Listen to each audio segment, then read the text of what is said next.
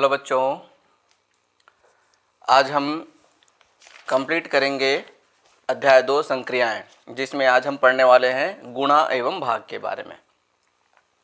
जोड़ना घटाना तो हमने सीख ही लिया था, गुणा और भाग ये हम आज करने वाले हैं। उसके लिए देखिए सामने कुछ डायग्राम बना हुआ है और जिसमें अलग अलग गोलों में कुछ नंबर भरे हुए हैं और कुछ गोले खाली है। इसमें अगर आप देखें तो क्या आप समझ पाएंगे खाली गोलों में क्या आएगा और यहाँ पर कौन सा प्रोसेस हुआ है। जैसा पहला वाला ये जो त्रिभुज है, इसमें तीनों किनारों पर अंक भरे हुए हैं और बीच में भी एक साइड अंक भरा है, बाकी दो साइड खाली है। अब यहाँ पर क्या हुआ है जिससे ये अंक भरा है, इससे आपको अंदाज़ा लगाना है और बाकी जगह भरना है। तो आप समझ गए होंगे, अंदाज़ा लगाएं तो ये 7 है, 6 है, 8 है और ये 7 और 6 को क्या करेंगे कि 42 आएगा। तो 7 का 6 बार पहाड़ा पढ़ते हैं या 6 का 7 बार पहाड़ा पढ़ते हैं, 7 6 का 42, यानी उनका गुणा हुआ है। तो इसी तरह से आप इन दो बॉक्स में भी भर सकते हैं, जैसे 6 और 8, 7 और 8। तो 6 का 8 बार पहाड़ा पढ़िए, 8 6 का, ये 6 8 48। उसी तरह से 7 का 8 बार या 8 का 7 बार पहाड़ा पढ़िए, तो 8 7 56। इस तरह से नंबर्स यहाँ पर आते हैं। तो ये गुणा को प्रतीक है, गुणा को दर्शाता है। ये कॉम्पिटिटिव एग्जाम में भी इस तरह से क्वेश्चन आते हैं, आप लोग को भविष्य में भी ये काम आएगा। इस तरह से जब चीज़ें दी हुई हो और खाली बॉक्स में कुछ नंबर भरना हो तो आप समझना होगा कि उसमें कौन सी संक्रिया हुई है, जोड़ना घटाना गुणा या भाग, उसके आधार पर आपको बाकी जो बॉक्स हैं खाली उनमें भरना है। जैसे यहाँ पर आप देखें तो यहाँ पर भी तीनों किनारों पर नंबर भरे हुए हैं, यहाँ पर 9 है, 3 है, 18 है और बीच में सिर्फ यहाँ पर नंबर भरा हुआ है, बाकी जगह नहीं भरा है। तो यहाँ से आपको अंदाज़ा लगाना है कि वो 2 कैसे आया, 9 और 18। तो अब आप अंदाज़ा लगा सकते हैं ना तो यहाँ जोड़ना है, ना घटाना है और ना ही गुणा है, क्योंकि गुणा करने से 9 और 18 से बड़ी संख्या आती है, वहाँ पर है भाग। 9 से 18 को भाग देने के लिए 2 बार 9 का पहाड़ा पढ़ना पड़ता है, 9 दूनी 18, ठीक है। तो यानी वो भागफल है। तो इसी तरह से आप यहाँ पर भी कर सकते हैं, 3 से 9 को भाग दें तो 3 तिया 9, ठीक। तो यहाँ पर आएगा 3। 3 से 18 को भाग दें तो यहाँ पर आएगा 3 6 का 18, 6। तो इस तरह से ये गुणा को दर्शा रहा है और ये भाग को, ठीक है। तो अब हम ऐसे ही संक्रिया करने वाले हैं, बड़ी संख्याओं को गुणा करना और भाग करना, ठीक है।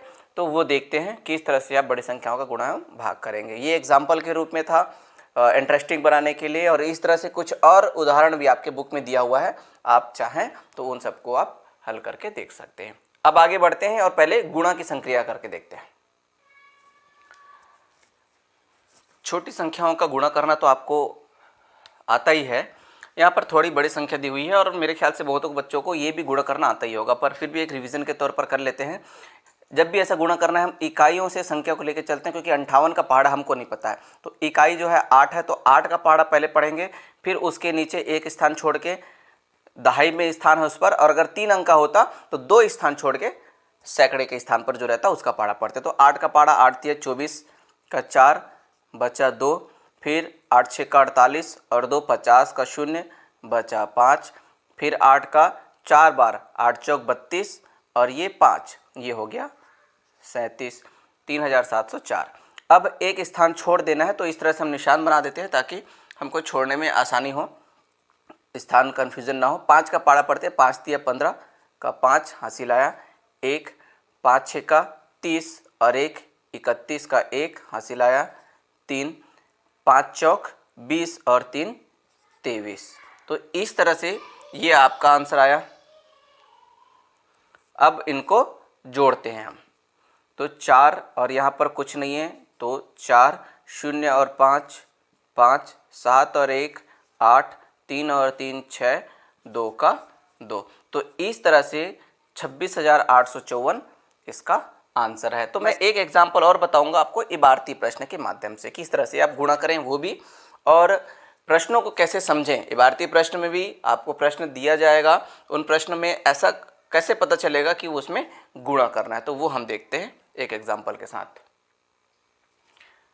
यहाँ इबारती प्रश्न है, मोहन अपने बचत खाते में प्रति माह 750 रुपये जमा करता है, बताओ 5 वर्ष में वह कितने रुपए जमा करेगा। तो इसका हल हमको निकालना है, और ये मैं 5वां प्रश्न इसलिए लिया हूँ क्योंकि इसमें थोड़ा सा लंबा प्रक्रिया है। बाकी सभी प्रश्न में जो है सीधे गुणा करने का होगा, 2 अंक दिया होगा अलग अलग जानकारियों के रूप में, उनको आप आपस में गुणा करेंगे, आंसर निकल आएगा। तीसरा प्रश्न भी थोड़ा सा 5वें प्रश्न के समान होगा, जिसमें सीधे सीधे संख्या न देकर जनवरी माह में ऐसा बताया गया है। ठीक है, तो जनवरी माह में कितने दिन होते हैं? 31। तो 31 को आप आंकड़े लेके चलेंगे, 31 से गुणा कर देंगे तो तीसरा बन जाएगा। आइए देखते हैं 5वां प्रश्न। मोहन अपने बचत खाते में प्रतिमाह 750 रुपये जमा करता है, बताओ 5 वर्षों में कितने रुपए जमा करेगा? तो यहाँ पर ध्यान यही रखना है, यहाँ पर दिया है प्रतिमाह 750 रुपये, जबकि यहाँ पर दिया आंकड़े 5 वर्षों में, जबकि यहाँ पर महीने में आंकड़े देता तो हम बता सकते थे कि वो कितने रुपए जमा करेगा। तो इसके लिए आपको क्या करना पड़ेगा, पहले तो ये वर्षों को महीनों में बदलना पड़ेगा। तो चूंकि यहाँ पर 1 वर्ष बराबर 12 महीने, इसलिए 5 वर्ष बराबर क्या हो जाएगा, 12 पंचे 60 महीने। तो ये जब निकल गया तब आपके पास अब 2 आंकड़े हैं, प्रति माह 750 रुपये, यानी 1 महीने में 750 रुपये जमा करता है और कुल 60 महीने उसके पास है, तो 60 महीने में कितना जमा करेगा। तो इसलिए अब आप सीधे सीधे यहाँ पर निकाल सकते हैं, 60 महीने में जमा राशि बराबर 750 गुणित 60।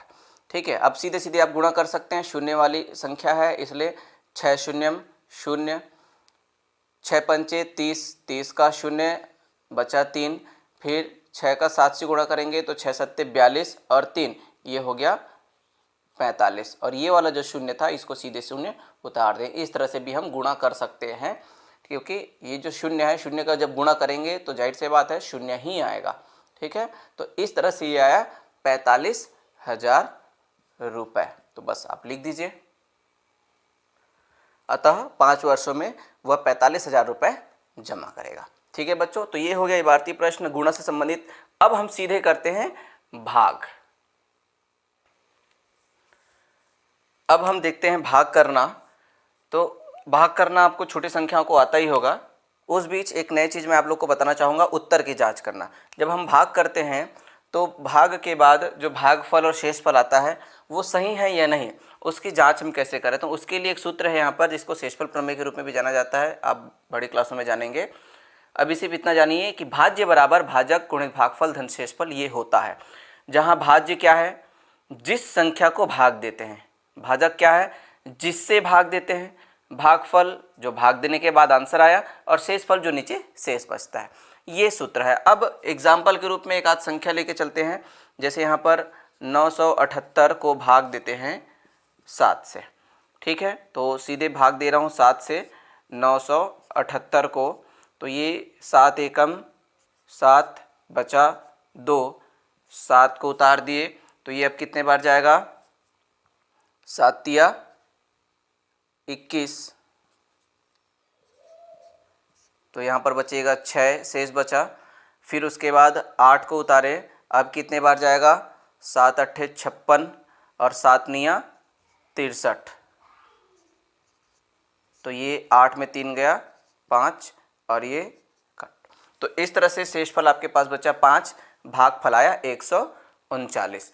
अब ये जो है 139 भागफल 5 शेषफल सही है या नहीं, इस उत्तर की जांच आप इस तरह से कर सकते हैं।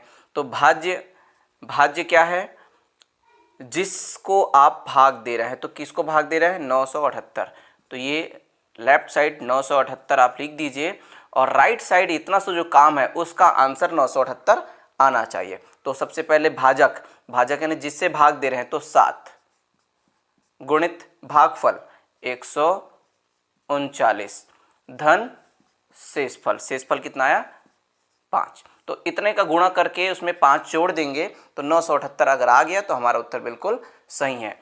तो गुणा करें, 7 का पहाड़ा पड़े यहाँ पर, 7 निया 63 का 3 बचा 6, 7 तिया 21, 21 और 6 27 का 7 बचा 2, फिर 7 एकम 7 और 2 9, 973 यहाँ पर आया।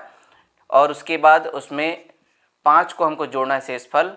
अब जोड़ते हैं 5 और 3 8, 7 जस का 10, 9 जस का 10। तो देखिए 978 ये राइट साइड है और 978 ये लेफ्ट साइड है, दोनों बिल्कुल बराबर है, यानी हमारा उत्तर बिल्कुल सही है। ठीक है बच्चों, तो इस तरह से भाग करना और भाग करने के बाद उत्तर की जांच करना, ये दोनों काम आपको आ गया। अब मैं एक एग्जाम्पल आपको बता रहा हूं इबारती प्रश्न का। ठीक है, देखें भाग से संबंधित इबारती प्रश्न। मैं पहला प्रश्न बताता हूं। 25 मजदूरों की एक दिन की मजदूरी 1750 रुपये है। बताओ प्रत्येक मजदूर के हिस्से में कितने रुपए आएंगे। तो यहाँ पर दिया है 25 मजदूरों की मजदूरी 1750 रुपये। हमको एक मजदूर का जो मजदूरी होगा वो आपको बताना है। तो पहले लिख देते हैं 25 मजदूरों की मजदूरी 1750 रुपये, इसलिए एक मजदूर की मजदूरी सीधे हो जाएगा 1750 भागित 25। 25 से अगर हम उसको भाग दे देंगे तो एक मजदूर की मजदूरी निकल आएगा। तो चलिए भाग देते हैं।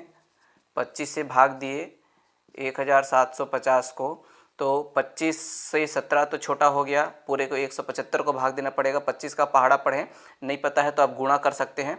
25 एकम 25, 25 दूनी 50, 25 तीय 75, 25 चौक 100, 25 पंचे 125, 25 छक्का 150, 25 सत्ते ये आएगा 175। तो इस तरह से ये पूरा कट गया, फिर बचा शून्य, तो 25 शून्यम शून्य, तो यहाँ पर शून्य बार में आया तो 70। तो इस तरह से एक मजदूर की मजदूरी आया 70, लास्ट में लिख दीजिए। अतः प्रत्येक मजदूर के हिस्से में 70 रुपये आएंगे। तो इस तरह से ये भाग से संबंधित इबारती प्रश्न हुआ। कुछ और प्रश्न दिए हुए हैं, उसको आप लोग बनाने का प्रयास करिएगा, प्रैक्टिस करिएगा। इससे भाग करना और भाग से संबंधित इबारती प्रश्न हल करना भी आ जाएगा। तो इस तरह से हम गुणा और भाग दोनों कर लिए। अब इस चैप्टर में आगे कुछ पैटर्न दिए हुए हैं, वो पैटर्न भी आपके इस एग्ज़ाम के साथ साथ भविष्य में जो अब प्रतियोगी परीक्षाएं दिलाएंगे, कॉम्पिटिटिव एग्ज़ाम, उन सब के लिहाज से भी थोड़ा सा इंपॉर्टेंट है, इसलिए मैं कम शब्दों में वो भी बताना चाह रहा हूँ। दिए गए पैटर्न को समझकर आगे बढ़ाना, ये जो है आपके कॉम्पिटिटिव एग्ज़ाम में अक्सर पूछे जाते हैं इस तरह के प्रश्न।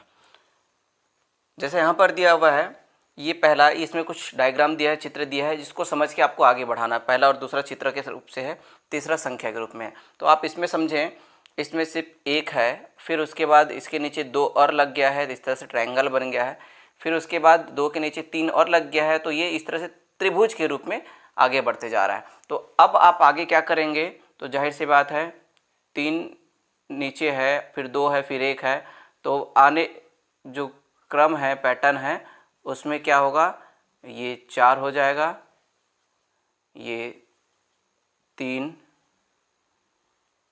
ये 2 और ये 1। तो इस तरह से ये त्रिभुज आगे बढ़ेगा। ठीक है, 4 3 2 1। जैसे आप संख्या देख रहे हैं तो इसमें 1 है, इसमें 3 है, इसमें 6 है, इसमें कितना हो जाएगा, 4 5 6 7 8 9 10, इसमें 10 है। अब आगे क्या होगा, तो आगे फिर से उसी तरह से आगे बढ़ेगा पैटर्न। जैसे 4 3 2 1 हुआ था, तो वैसे अब 5 4 3 2 1 होगा तो 5,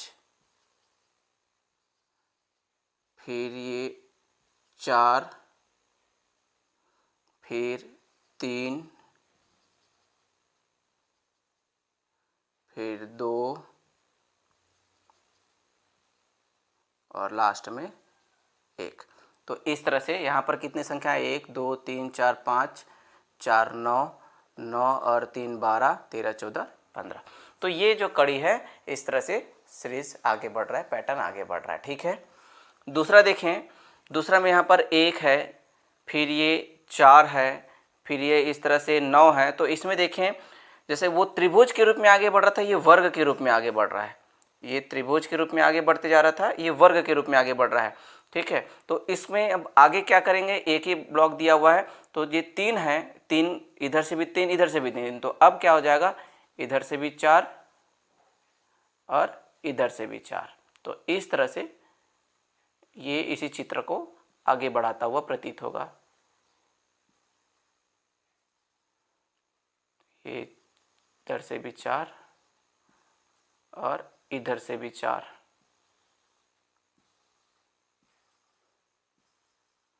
तो ये इस तरह से एक वर्ग के रूप में प्रतीत होगा।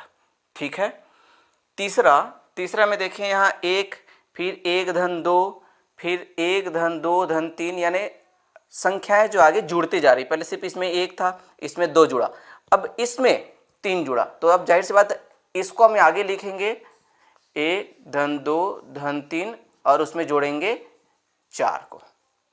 फिर उसके बाद आगे इसको लिखेंगे 1 धन 2 धन 3 धन 4 और उसमें जोड़ेंगे 5 को। अब ये वाला मैं नीचे लिख देता हूँ, इसको उठा के लिखेंगे इस जगह पे, अभी मैं जगह नहीं है इसलिए मैं यहाँ नीचे लिख रहा हूँ 1 धन 2 धन 3 धन 4 धन 5 और नया संख्या जोड़ जाएगा 6। तो इस तरह से यहाँ पर ये पैटर्न आगे बढ़ रहा है। ठीक है बच्चों, समझ में आया? देखते हैं और कुछ पैटर्न इस तरह से दिए हुए हैं आगे। चलिए पैटर्न बढ़ाते हैं आगे, चौथा, पांचवा, छठवा, सातवां। चौथा 3 7 11। तो 3 7 11 को देखने से हमको क्या समझ में आता है कि पैटर्न आगे बढ़ाएं, ये चीज़ हमको गौर करना है। 3 फिर 7 फिर 11, 3 में 4 जुड़ा है तो 7 है, 7 में फिर से 4 जुड़ा है तो 11 है, तो 11 में हम 4 जोड़ेंगे तो ये 15, 15 में 4 जोड़ेंगे तो ये हो जाएगा 19, 19 में 4 जोड़ेंगे तो ये हो जाएगा 23। ठीक है, इस तरह से ये पैटर्न आगे बढ़ गया। अब उसके बाद पांचवा 1 4 9 16। तो यहाँ पर ध्यान देने वाली बात क्या है कि किस तरह से क्रम आगे बढ़ रहा है, पैटर्न आगे बढ़ रहा है। 1 4 9 16। तो देखें ये 1 का वर्ग 1, 2 का वर्ग 4, 3 का वर्ग 9, 4 का वर्ग 16, वर्ग मतलब उसका उसी के साथ गुणा। तो यहाँ पर क्या होगा 5 का वर्ग यानी 25, 6 का वर्ग यानी 36, 7 का वर्ग यानी 49। छठवा देखें 1 2 4। तो यहाँ पर क्या हुआ है, अच्छा इसको उसी से जोड़ दिए हैं। 1 में 1 जोड़े तो 2, फिर 2 में 2 जोड़ेंगे तो 4, तो इसी तरह से 4 में 4 जोड़ेंगे तो 8, 8 में 8 जोड़ेंगे 16, 16 में 16 जोड़ेंगे तो 32। ठीक है, इस तरह से हमको पैटर्न को समझना है, आगे बढ़ाना है। फिर 3 9 27। तो यहाँ पर क्या हुआ है, यहाँ भी गुणा हुआ है। 3 में 3 का गुणा करने से 9 आया, अब 9 में 3 का गुणा करने से 27 आया, तो 27 में भी 3 का गुणा करने से आगे क्रम आगे बढ़ेगा। तो 27 में 3 का गुणा करेंगे तो क्या आएगा 81, 81 में 3 का गुणा करेंगे तो 3 एकम 3, 3 अट्ठे 24, 243, 243 में भी 3 का गुणा करेंगे तो 3 तिया 9, 3 चौक 12 का 2, हासिल आया 1, 3 दूनी 6 और 1 7, 729। तो इस तरह से ये जो है पैटर्न है आगे बढ़ गया। ठीक है बच्चों, इसके साथ ही हम इस चैप्टर को यहीं पर समाप्त करते हैं और इस वीडियो को भी। अब मिलते हैं नेक्स्ट वीडियो में, बाय।